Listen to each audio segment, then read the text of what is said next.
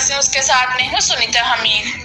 جماعت اسلامی ضلع خوشاب کے زیر اہتمام تحفظ ختم نبوت صلی اللہ علیہ وسلم کانفرنس کا انعقاد کیا گیا، جس میں امیر جماعت اسلامی صوبہ پنجاب شمالی ڈاکٹر طارق سلیم نے خصوصی طور پر شرکت کی۔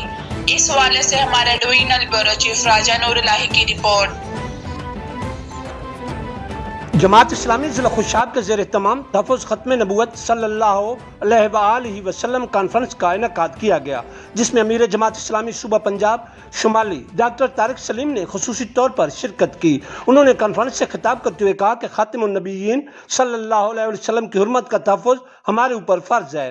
ہم اس فرض کی ادائیگی میں کسی صورت بھی روگردانی نہیں کر سکتے۔ انہوں نے کہا کہ سیدنا حضرت محمد مصطفیٰ احمد مجتبیٰ صلی اللہ علیہ وآلہ وسلم کے اسوہ حسنہ صلی اللہ علیہ وسلم پر مکمل عمل پیرا ہو کر ہی ہم فلاح دارین حاصل کر سکتے ہیں۔ اس موقع پر ختم نبوت موومنٹ کے صدر مفتی امتیاز احمد، امیر جماعت اسلامی ضلع خوشاب حافظ فداء الرحمان، سابق امیر جماعت اسلامی ضلع خوشاب ایڈوکیٹ ملک محمد وارث جسرا، جماعت اسلامی کے رہنما چودھری ناصر ندیم گجر، احسان حسینی، چودھری عبدالرؤوف اور سیکرٹری انفارمیشن حافظ تنویر حسین بھی موجود تھے۔